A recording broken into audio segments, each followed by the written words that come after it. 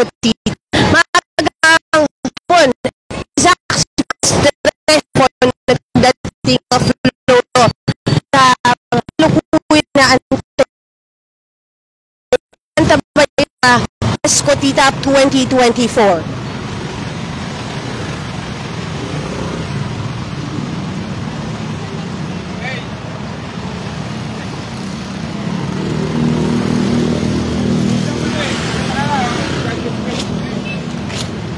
Ayon sa ating nakuhang impormasyon, mahigit 30 floats itong iikot sa ilang mga pangunahing kalsada sa lungsod ng Pasig. Dito nga sa East Bank Road magsisimula, dadaan ito sa Legazpi, no, sa F. Legazpi Avenue. Susunod naman ay magtutungo ito sa Mercedes Avenue hanggang sa makarating sa Caruncio Avenue at sa F. Manalo, sa harapan mismo ng Pasig City Hall Quadrangle, kung saan isasagawa ang isang konsyerto na inihanda naman din ng lokal na pamahalaan ng Pasig sa pangunguna nga ni Mayor Vico Soto.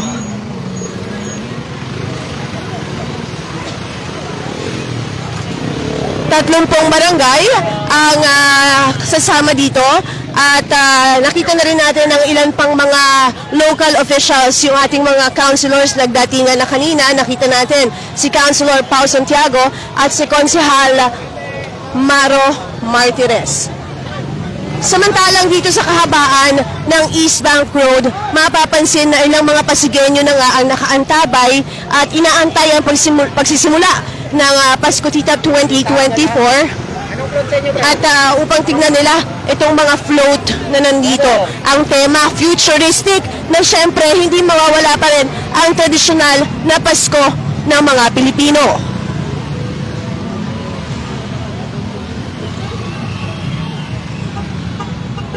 Para sa mga motorista, pauna lang nagbigay ng abiso ang lokal na pamahalaan sa pamamagitan ng PIO page na maaaring bumagal ang daloy ng trapiko dahil nga dito sa magiging parada. Nakita natin yung ibang mga barangay officials, kaya nga ng kapitan ng barangay Santa Cruz na si Renz Andaya. Nandito na rin yung ilang pang mga barangay officials ng kanilang barangay, ang mga kagawad ng Santa Cruz.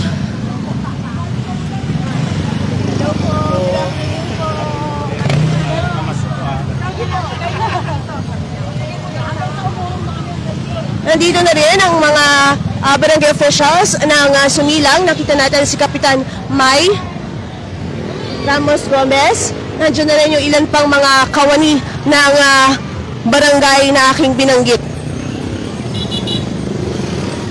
Ang Pasko Cotitab ay isa sa mga aktibidad sa lungsod ng Pasig na talagang inaantabayanan ng mga Pasigueño.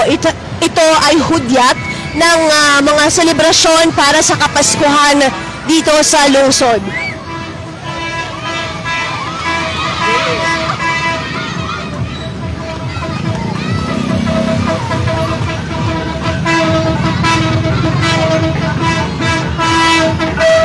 Gaya ng aking binanggit, nagdadatingan na rin yung iba pang mga float, no? Gaya ng sinabi ko kanina, mahigit 30 floats ang aasahang umikot sa mga kalsada dito sa lungsod ng Pasig. At dito rin makikita ang ilang mga kabataan na kanina pang nakaantabay, inaantay ang pag-arangkada ng Pasko Cotitab 2024.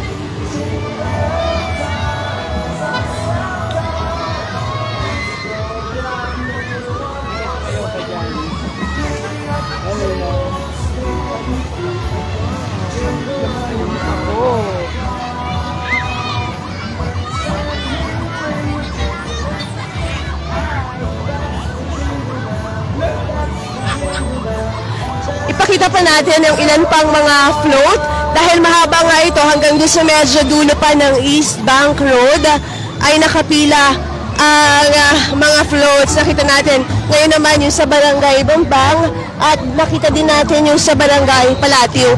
Maya-maya konti, mas matatanaw ng mga Pasigueño at ng mga manonood ng Ines Pasig itong float na ito dahil pag-arangkada talaga nila ay kukunan natin yan. Ngayon makikita rin natin yung float ng Barangay Santo Tomas.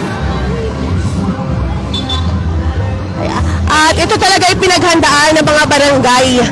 Gaya ng aking binanggit kanina, ang Pasko Titap ay isa sa mga aktibidad dito sa lungsod ng Pasig na tunay na inaabangan ng mga Pasigenyo. Magkakaroon din ng maikli at pinaghandaang concert sa harapan mismo ng Pasig City Hall Quadrangle. Mamaya yan pagkatapos umikot nitong parada.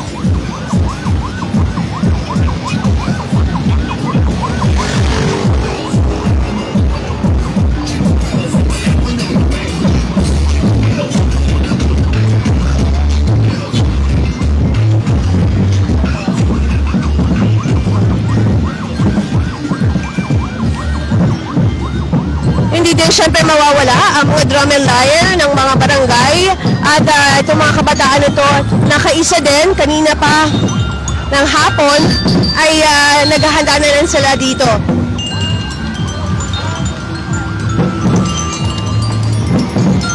Ayon sa nakuha nating impormasyon, kasama din sa pag-ikot sa Pasko Titap 2024 ang ating mga local officials sa pamumuno ni Mayor Vico Soto, kasama dyan ang sangguniang panglungsod ng Pasig at si Congressman Roman Romulo.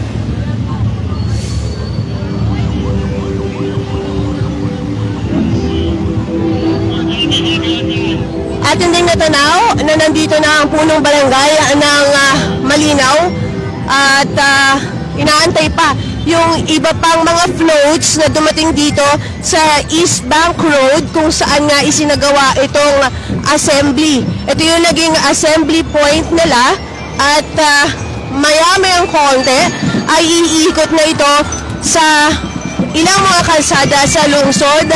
Kabilang na nga dyan itong tandaan ng barangay, no, yung may bunga sa F. Legazpi Avenue at ganun din sa Caruncio Avenue, Mercedes Avenue, tapos Caruncio Avenue at F. Manalo Street. Kung kaya paalaala na lamang sa mga motorista na iwasan yung mga kalsadang aking binanggit upang makaiwan tayo, no, sa mabagal na daloy ng trapiko.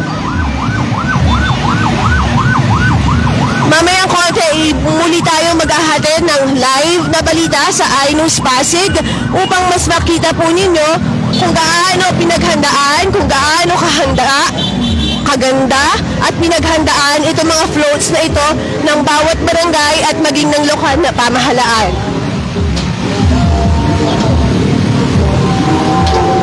Yan ang muna ang aking ihahatid na balita sa mga oras na ito mula dito sa East Bank Road, Barangay Santa Lucia. Ako si Luan Tanyano para sa latest na iNews Pasig.